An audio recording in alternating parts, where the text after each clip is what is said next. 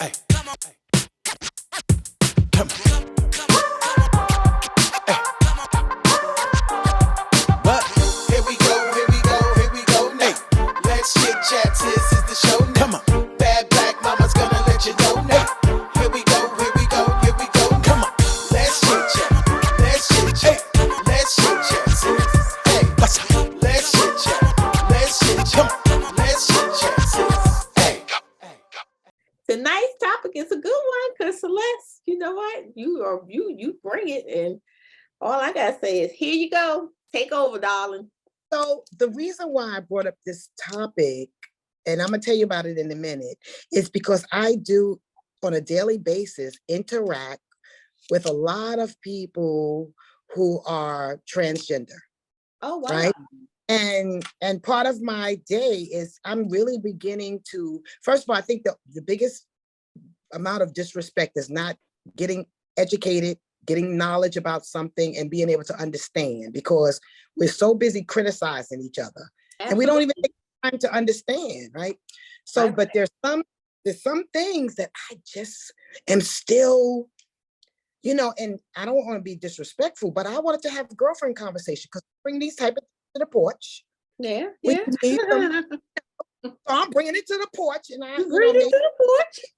Could give me some education. So what brought this to my attention was I'm a TikToker. I love. Yeah. That's my television, because I don't watch TV, right? So I've been, you know, once you click one thing in that category, it gives you more. Yeah. And I've been getting a lot of transitioning back. Like that's a thing.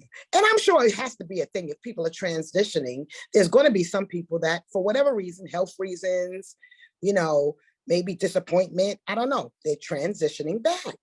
Mm-hmm. That brings me to this young lady who's 15, Wade's daughter, right? Yeah. Who wants to make this change, and adults are making this decision that it's okay. I don't know if it's not okay. I need to talk about it. Right. I'm glad you said that. We need to talk about it. Like, I mean, I know that's not our child or anything like that, but Celeste, like, until you brought this up, I never thought about it. Did you think? Me either. I never thought about it. Because I always had in my mind, and maybe this is prejudging, I'm so sorry, never to offend anybody.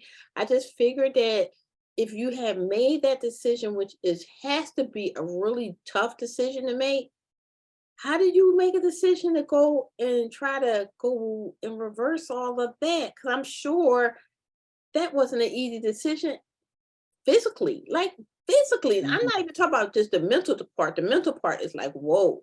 But physically, you want to try to, okay, so I need you, I got, like, I'm going to do you. I got lots of questions. I got a lot of questions too, so I'm ready. Let's go. Conversations, but let me preference what you said. So there's a video we shared amongst us that talked about a gentleman who talked about one therapy session. I have people that are in my group that have been devastated by events, and they're going to therapy for years. Mm-hmm. Yeah. One session, not all of them, some, because it's taboo. You don't want to make people feel uncomfortable about their decisions. If they're telling you that they're in the wrong body and they feel a certain way, we have to believe that's what they're saying. You know what I'm saying? Right, so it's hard. Right. It's hard. Who made the decision? But that sounds like some insurance crap that somebody decided that is so up. Like hell, you don't even know the therapist with one session. Like, I mean, they're doing it so quickly now that it's ridiculous. And they probably never even met the person. They probably did a virtual one. And you know, like, what in the world is going on? Now, I don't discount that, Kimmy. No, I don't know that whether it's in person or virtual, whether or not that makes a difference, because it's a psychological evaluation. I just say that maybe you have to look at people's body language, you know what I mean, to speak a lot for you. Because when you do something virtually, you can't see somebody's whole body move. I think you need to see somebody sometimes to see if they're telling the truth or what they really are speaking. That's why I said in person, because especially something so delicate like this, you want to just blow them off on, I'm saying, I don't care who get mad, blow them off with one session. You know what I mean? You said It that is a delicate topic. Yeah, that's okay. I'm a Okay, pass on this so one. I don't know that it's all one session for most, but I did interact with my girlfriend at work, and she expressed the same thing. She said, but she also expressed, she's transgender, but she also expressed that it's such taboo in some places that that's all. I mean, they don't even have enough education to make these decisions. Like, how do you tell somebody they're not in the right body? That they're in the wrong. Y'all, we didn't even tell the folks what the topic is, actually. Let's talk about what the topic is. Back. Yeah, go ahead and clarify it. I thought I made mention of the transitioning back, but you put it in a little. That's the topic. Bow. Nice little bow. That's the topic. Transitioning back. Transitioning back. Celeste, what else? What transitioning back? Yeah, go ahead, girl. Just so we're clear. I just wanted to be clear if people knew what we were talking about. Transitioning back. That makes me feel scared. I ain't gonna lie. Y'all can look at me any way y'all want, but it make me feel scared to just think about it. It should be scary because if you're having surgery or any kind of surgery, you know, I mean, I got some weight, you know, fluffiness that I could probably do something with, but you know, they're not going, they want you to lose the weight and go to therapy and go see somebody else and see. And after a while, I was like, well, dang, maybe I shouldn't do it. But if you're look at all that protocol they have in place just for weight loss. So if you take your penis off or put it back, or you know what I mean, like that video, Mel. Okay, the one I sent y'all, yeah. So because listening to the gentleman in this video was talking about being transgender, but also having the top and bottom operation, right? And then not realizing how evasive it was and how it was going to make him feel, because the being in the body that they wanted to be in was great, but the recovery and the loneliness was a big thing. So he did express having a little bit of regret. That's all I'm saying. If we're going to do it, shouldn't it be a lot of things going on? Like this, I think that should be a session in its own. Ma'am, sir, let me explain. You know, after you have this and this removed, not just the 4 to 6 weeks you're going to be recovering, you're going to have this field, you're going to most likely go through these may be the side effect, you may have this, and this. This should be laid out. Don't we have that with any surgery we have? And they might lay it out. See, we don't know enough to know if that's true, but there's a lot of people mentioning that they're transitioning back. Even in that story, it talks about an enormous amount.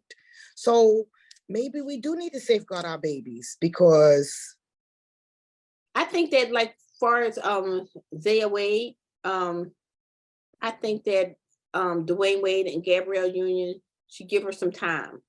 You know what I mean? Give her time. That's not to say I'm telling her no, but give her at least till she's 18 years old. You know what I mean? Where she's in the I don't even consider yourself a whole full adult. That's an adult decision. But give her to 18 where she legally can make decisions on her own. You know what I mean?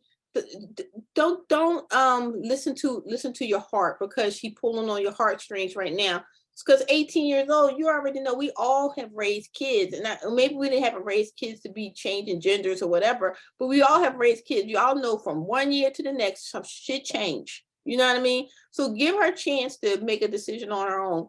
And if she make that decision too, that's going to be her decision, and not where you could be having remorse and blaming it on your parents because they did it. You see what I'm saying? So yeah. I think they should give it some time. You know, I said this to Celeste. You know, Zaya's mother, her biological mother, is against it. You know what I mean? Because she thinks that they're trying to publicize on her. Yeah. So you know, all those factors probably is weighing on this little girl's head. You know what I mean? So I'm gonna call her what she wants to be. She wants to be a little girl, but give her time. If she wants to be a little girl, she's being a little girl now. but let the without all the changes. Without all the changes, give her opportunity to be able to. Because what are you saying? Is she getting ready to go have sex? I'm gonna put it out there. You know what I mean? I think we can be in support of our children without pushing them in the direction of making permanent changes. Right. I definitely agree with you. I think that I was watching this PBS special where these kids at 8 and 9 and 7 were getting like, they were transitioning and they were getting hormones to reject their hormones. And I'm like, the parents is going for this at 7, 8, 9, 10, 11. They're like, it's the best time. And it's like, but what about when they get 15 and decide they want to go back, you know, to whatever they were? It's really difficult as a parent because we don't have there's no playbook for this, right? We're just winging it. There is none. We're just winging it. But one of the best things we've done as parents for a long time is we've let it play out. We just say, hey, you can do whatever you want to do for right now, but we're not going to make any permanent changes until you are sure that this is what you want to do. And they can say at 9, I'm sure, but I'm sure at 9, I want to be a boy, but what about when I'm 12 and I don't want to be a boy anymore? You know, so I think we need to let it play out throughout the series of time. It can be difficult for parents because, you know, kids are threatening suicide and blah, blah, blah. That's the thing. That's the thing. Now, it's such a thing as being miserable in your own body. And I know that that's a thing. So you got a fine line between, do you make them wait and then they're miserable and they don't want to be here anymore? Like, I think this is so major, and it's so unfortunate that we're so uneducated about it. Mm-hmm. Can we just take a step back and with the child and do the things somebody mentioned? Keep them in therapy while they coast through this. You know what I mean? Yes. Like, don't leave them out here to be, you know, bewildered on their own. Put them in therapy, and you be in therapy with them. You know what I mean? Because I don't know how y'all feel, but if my kids at 15 years old and they want to, you know, be a transgender person, I think I need therapy too. It's not that I dislike it or anything like that, but it's different than what I birthed in the world. You know what I mean? So I got to go through things too. So I can see myself making irrational decisions. You know what I mean? So I'm not going to be thinking emotionally sound. So all of us need to be somewhere getting our heads. We all need therapy. Yeah. That's a good point. That makes a good even point. For me, I felt like I needed therapy even for my son to start having sex, because I felt like sex is a really big decision. It's a very adult decision, especially now with, you know, especially with Roe v. Wade, where, you know, the overturning. And so it's like, you know, this is real, you know. So imagine having somebody come to you and say, I don't want to be a boy anymore. I want to be a girl. I want to be a girl. I don't want to be a boy, whatever it is. I feel like that's a big decision for all parties involved, especially intimate parties, mother, father. I'm going to play the devil advocate, okay? Because y'all know I like playing it too. Zaya, whatever. I'm sorry, I keep on jacking up. Zaya Wade, okay? She's 15 years old. She's getting a full morphosis of a body change to be a female, okay? Now, you changing her to a female is only removing her male genitals and giving her breasts and stuff like that. You're not going to give her a uterus, ovaries, and all these things like that, because that's not capable. She's not capable of having that. You know what I mean? You're just removing her and giving her what her exterior is going to look like a vagina, okay? But it's not going to function fully like a vagina because you can't build that into her. So what is the purpose of changing her like that? Are you preparing her to be sexually active in another different way? Because why aren't you not waiting? She's 15. I mean, I'm just saying, why is it such a rush issue now? Because at 15 years old, or, you know, I'm not blind, because I know there's 15-year-old kids having sex, you know what I mean? But I'm just saying, is that the rush to prepare? Is that the conversation she's having with you or whatever? But have we not said that, okay, maybe you want to try to be intimate with the parts you have now? You see what I'm saying? Because it ain't like they're not usable. You see what I'm saying? I'm being honest. It's not Well, like I think these kids are threatening now, and they're concerned with the psychological effects of not acknowledging what the kid is feeling. And these kids are also threatening. A lot of times I'm hearing, suicide. I don't want to live in this body anymore. And you can't discount that, because you don't know how desperate somebody can be to not be where they are. Right, Celeste? Right? That's the scary part. That's the scary part. Yeah, but I'll say I wouldn't want to be in that position, because I probably would be laid up on somebody's couch asking for plenty of drugs. Because I mean, I'm gonna do it. I'm gonna be doctor, drug us all. Yeah, that's that is the rough one. So let's. I'm gonna throw salt in the wound. The two people that we're talking about, the young lady that I saw on TikTok, and this gentleman, they all were adults when they made that decision. Ooh. So now what? Because we know I did some stuff at 30 that I just didn't. What the heck did I do? I pierced my tongue at 35. I was like, Lord, I done lost all of my senses. But that was something as simple as piercing everything in my body. But no harm, no foul. They closed up and I kept it moving. But sometimes as adults, we make decisions very, very, and I don't know, and I'm not trying to be disrespectful to anybody's but feelings or decisions, but I've made decisions and I thought it was going to be greener on the other side, and I was just as miserable. I thought I wouldn't want to be a 4'11" man, though. I don't think I would want to be. I mean, I'm grown. I ain't growing no more. I think adults, we have to put a little more on them, because you have the capacity to understand the background and research and all the psychosocial things that go with it. I don't really give adults a pass like that. I mean, I don't. Okay, so here's the other thing. Celeste, you said this to me earlier. Tell them about the community, because now transgenders have a solid community. Oh, so I only spoke to one very nice young lady, and she said, that's a cop-out. I have no respect for that. Detransitioning is a cop-out? Yeah, that's what she said. Wow. I tried to get her to come on, and she said, no, it won't be nice. I was like, whoa. Yeah. So it's, almost like denouncing, I'm not going to be black anymore, and everybody's like, I told her, we're going to do an episode on that for people who don't want to be black no more. Because there's people out there. It's a real thing. Like it's a real thing. People that we know have identified, like a Mac Jackson. He didn't want to, He didn't want to be black no more. We all done been there, though. I used to say I was Indian, so come on.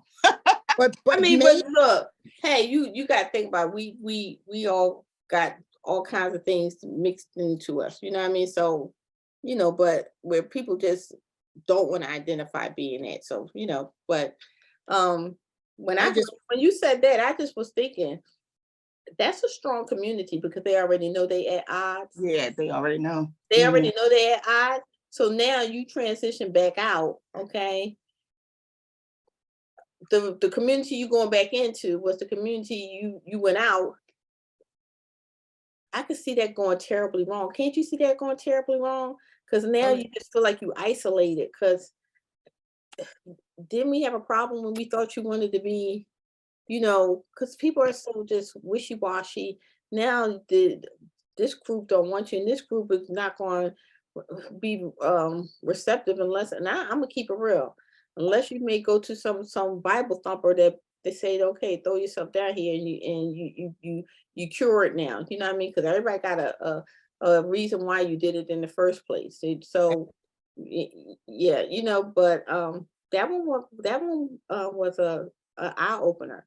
So did she say anything else, Celeste? Well, she said, well, what stuck in my head is that video we listened to. Mm-hmm. Did you hear the part in the video where the gentleman said how lonely he was? Mm-hmm. And how less active he was after the change? It was almost like the people that were interested in him was interested in the whole idea. Right. Once he became a man, it was like, he's just a man. Right. Like, But you know what did he think was going to happen? Somebody was going to be Woody Tooty all in woo-hoo all your life over you. You know, things like this is you the flavor for when you for a moment. You know, like I don't know. I ain't try to be mean because I think he was going through some stuff now. You know what I mean? But I'm going to be disrespectful because this is not just the transgender world, because I don't want anybody to think this is just happens to be today's topic. But I will tell you that I tiptoe around all day. I change genders all day, a couple of times a day. Yes, I do. Yes, I do. And being an old timer, I'm okay now, but when I first got into this area, it really wasn't, I didn't understand how fragile this was. I figured you make a decision, you're coming to me and everything is okay, but there's a lot of baggage that comes with that, right? So if we're making a mistake and use the wrong pronoun, it's disrespectful. But I'm an old lady and I ain't never said they to one person. And I was like, that's bad English. Like, what? How does that work anyway? When you say they to somebody who you're talking to, they who? What does it mean? They don't declare any gender, so they're picking up really all genders in all. So that's why they're a they. Yes. So I'm talking to you, and I say they, but I'm talking to you.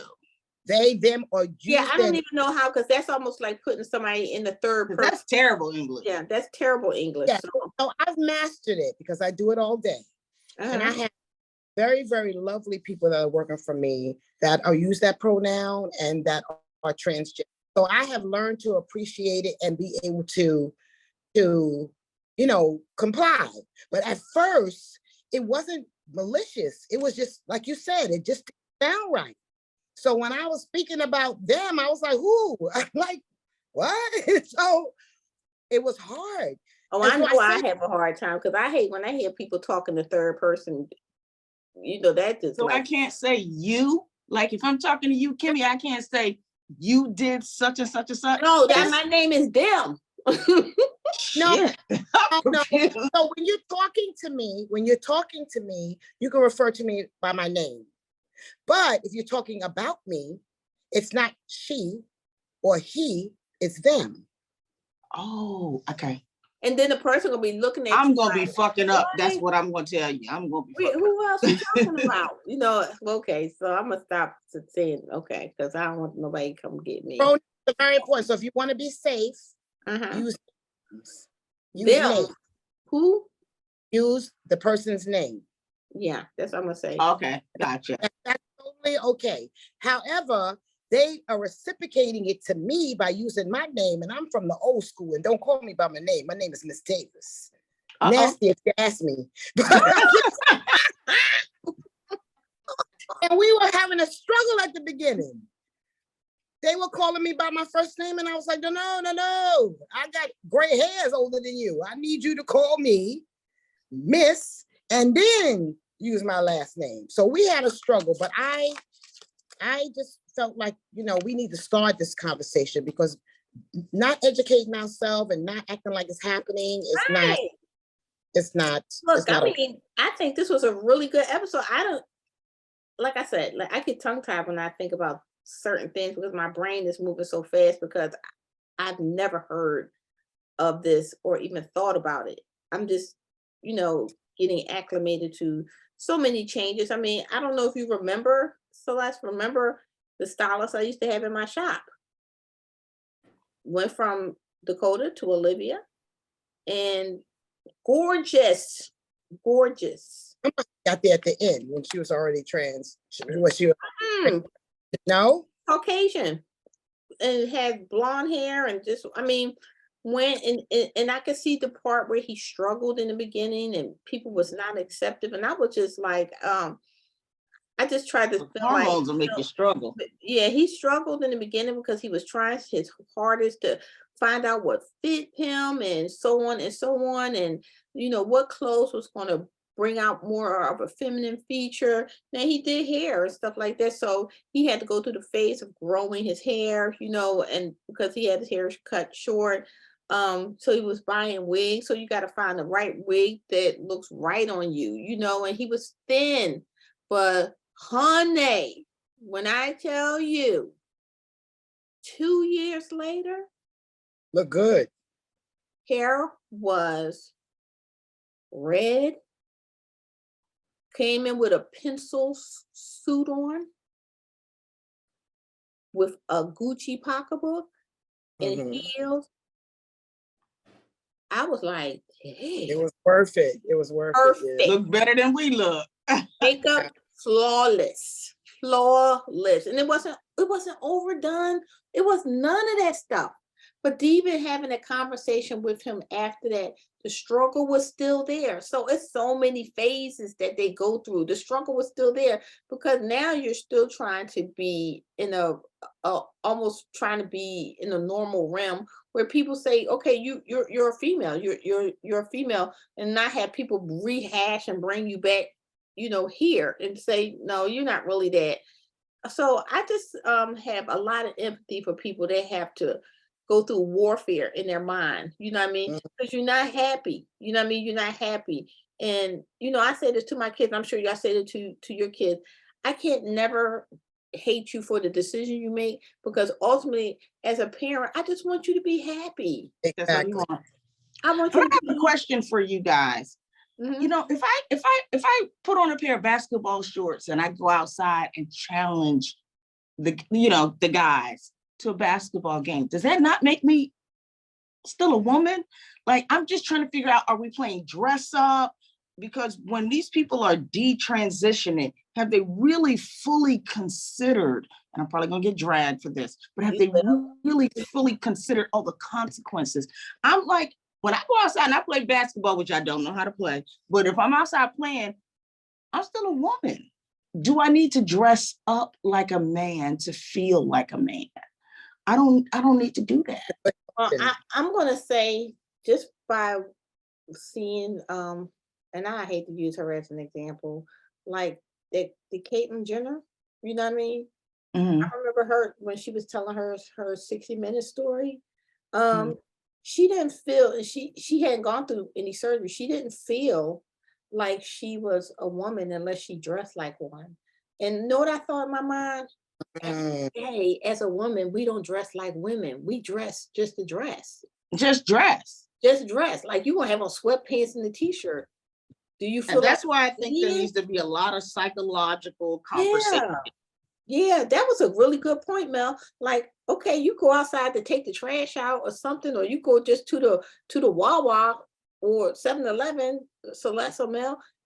You're not dressing as a woman to go there. You're not got a skirt on and some heels. You can go in some sweatpants or whatever.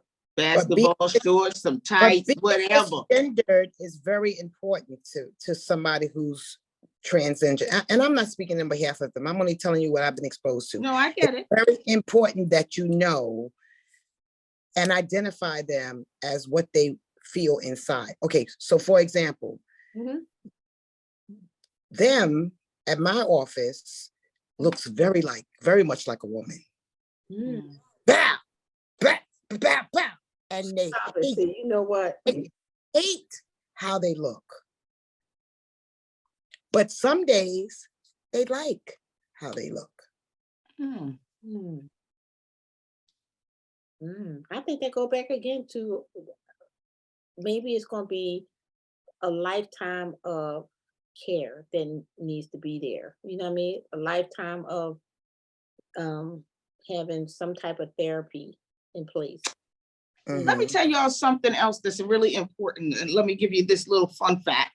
So one day I was admitting this patient into a hospital that I was working at. I was traveling. And this patient comes in, and this patient had this disease that is only prevalent in women. But this appears to be a man.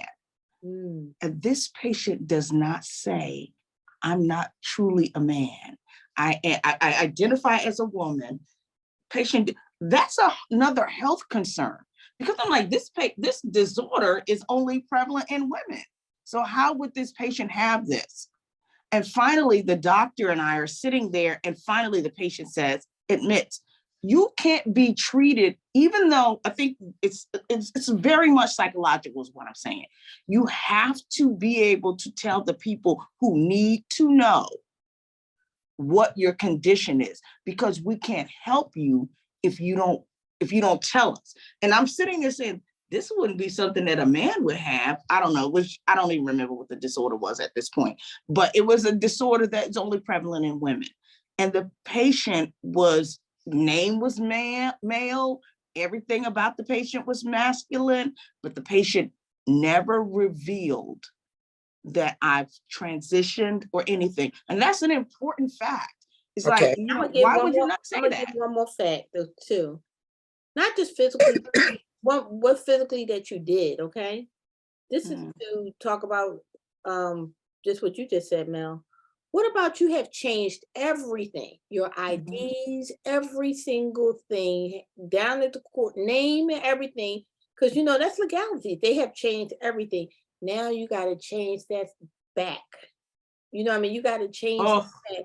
Do you know that has to be psychologically terrifying for somebody to even think about that? Do you think about them being that out? Like, just being able, you got to go and do this. You know what I mean? And change this. You can't continue if you want to change back to. Can you imagine getting out of the name Ramel to the name Kimmy and then having to go back to Ramel? So let me speak to Ramel. I am not representing transgender community. I'm not. I just have had a little bit of exposure. So to your point, Ramel,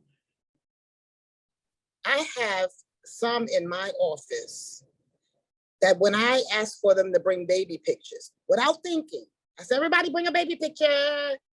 They pull me to the side and say, I don't ever want to see a baby picture of me. They don't even want to see them as that other. So this gentleman used to be a woman, might just be, I have refused to even look back ever. But his baby picture in his mind could be the day that he transitioned.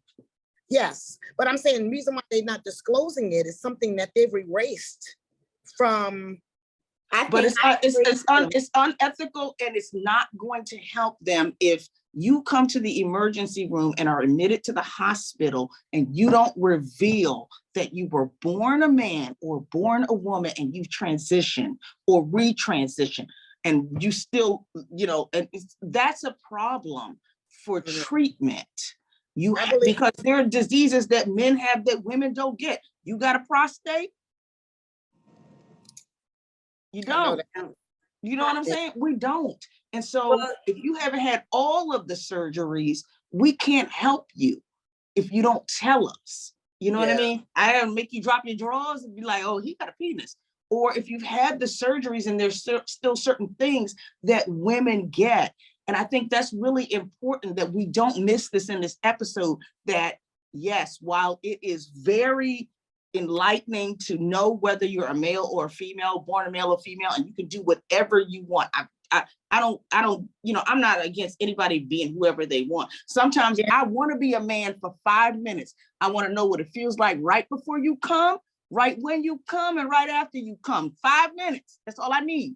But at the end of the day, when it comes to real situations, I'm just like, I need to treat you. So you need to tell me whether you were born a man or a woman. And that's the importance of what I'm saying. That's all. I think that makes sense. I think it makes sense. I think that, but when someone is had already transitioned and they removed their body parts, you know what I mean? They can remove everything. You can do a hysterectomy, but you're still a woman. Well, when you have a hysterectomy, there's no more ovaries. There's no more uterus. There's no more. But you're still a woman, and there are still areas where you can get cancer, right? Well, if you think about the gynecological part of it, if they remove your cervix when you get a hysterectomy, if you don't have depending on what kind of hysterectomy you get, yeah, that's what I'm saying. If they remove everything. So if they remove everything, then you're still technically a woman. But I'm saying we I don't want to really dismiss. I'm just talking about somebody will come for us when they start talking about, and that's important about not disclosing what they may have, because if they remove something and they get it back, okay, they want to come back to their old gender. You know, I think that they may not have a problem telling you what they're trying, you know, who they are. You know what I mean? At the end of the day, if they have an ID and they've already transitioned over, how you going to tell them, how you going to tell them that they're not who they are? That's going to be something where you're going to have to try to figure it out. You see what I'm saying? And for record purposes, that information is sealed. It's sealed. Like never to be seen again. And if you think about somebody shut that chapter off, and they're like, that ain't me no more. You know what I mean? Guess what? At the end of the day, when you slide them under that machine and get that MRI, oh, you'll know what they are. So they ain't never got to tell you. So you'll know what they are. If their breast has been removed or whatever else been removed, they are male now. Think about it. That's still that's those things that used to be there. Men get breast cancer and stuff too. They get the same thing we get in that area. But if you slide them up in the MRI, do a CAT scan or something like that, so you're gonna tell what's going on. But I think they have a hard time with trying to make somebody trying to make them relive or rehash. You know what I mean? Something that they have totally shut their mind off to. So I don't know. This was a deep conversation. This was a deep conversation. Like y'all to that. Ooh, Lord, that's all I got to say. It's really deep, and it really is so much deep. It makes me feel a certain way because I always think about people just not having the you know, everybody got a choice. I just want to put this out there. Don't we all have a choice to do whatever we want to do? For the most part, consequences that come along with your choices. You see what I'm saying? So if somebody changes their self and then they become very unhappy, you know, was they ready for the consequences? You know, so I feel sorry for people that get in this type of tumultuous life when they just looking to seek happiness. Happiness shouldn't be that hard. You know, it shouldn't be that hard. It's really sad. So that just brings me back to I'm gonna give my final thought. I know you ain't asked it yet, but I'm gonna give my final thought. Yes, what is your final thought? My final thought is because we started off with Zaya Wade, that they give her a chance to become an adult. Give her a chance to become an adult. She can still enjoy her life as I can't remember what her name was before. What was her name before? Anybody remember? Because it's been Zendaya for the longest time. Yeah, that's what I'm saying. I don't even know what her name is, but so everybody looks at her and she looks so cute. Do you see her now? Her little picture and she bad. She bad. She cute. She's a cutie. She got a round face like you, Mel. She got that little perfect little round face. She do. She is gonna be. Somebody gonna pick her up as a model if they already haven't done so. Because she got this cute little round face, her little chocolate self. She is a cutie. So give her a chance to me. This is my opinion. You can do whatever you want, but give her a chance to make a decision. When she turned 18, can't look over here and say, I did nothing. You did it. You decided to do it. And I love you regardless. That's my final thought. What about you, Ramel? I think it's really difficult to look at kids and just be like, you know, oh, you can do. We've done this a lot. Everybody gets a participation award. We're doing this a lot now. And we're letting kids do whatever they want. And I don't agree with it. I don't agree with a 9-year-old saying, I feel trapped. I'm a man trapped in a woman's body. I'm a woman trapped in a man's body. I feel like, okay, we can support you, but we don't have to, allow you to make genital transition, because maybe one day you're going to feel like you want to go back. So that's the detransitioning thing. I think that's difficult to do as a parent. I know it's difficult, but I think there's a way to support the kid without allowing them to make major life decisions. And I think it's so hard for us as parents in this day when we're like society's getting on us, like, you're not a good parent, you're not doing this, you're not doing that. No, I'm going to support my kid by saying, yes, if you want to be a woman, I'm going to support you. But right now, we're not going to make any major decisions until you are sure this is what you want. I'm sure, but you're 9. you know, 15, 16, 17, 18. Let's wait till then to let them make these decisions before we have to worry about detransitioning, because that's a whole nother issue. How psychologically messed up is it to have to go back to the self you hated? That's a lot. And that's what I was getting ready to say. I noticed your final thought, Mel, but just to piggyback on what you just said. So, you know, when you have a minor child, you're responsible for them. You know what I mean? So how does that even work out? You know, if you say no, do they go to the court on you or what? You know what I mean? How does that work out? You know, because you're saying, no, not right now. You make that decision when you become an adult. You know what I mean? I'm not saying that you can't, you know, be a transgender person with the gender that you want. But right now, I'm not going to take the responsibility of making that decision when you should make the decision when you are of age. You know, so that was really and avoid a lot of detransitioning.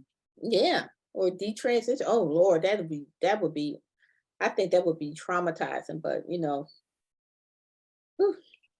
So my opinion, Celeste, is just, you know, put a pause on it, support the person, give them a pause, give them a moment, let them just take a break, take a beat. If you can't take a beat, then you don't really want this, because anything you want is worth waiting for.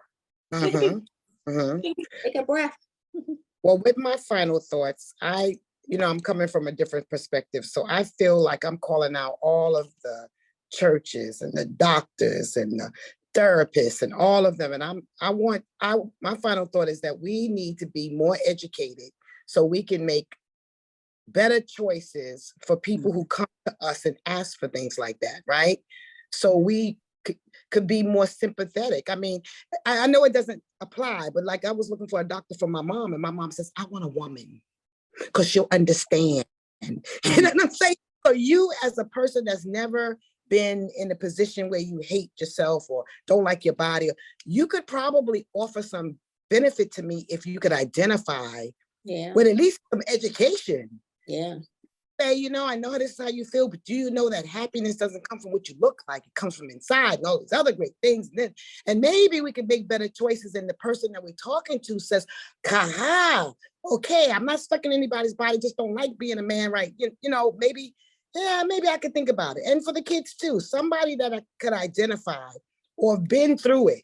And maybe they do that, I don't know. But we just making decisions like it's just tic-tacs, and it's just making me I mean, it just sounds like it. I'm talking about the list of them on my desk. And I'm changing and I'm changing.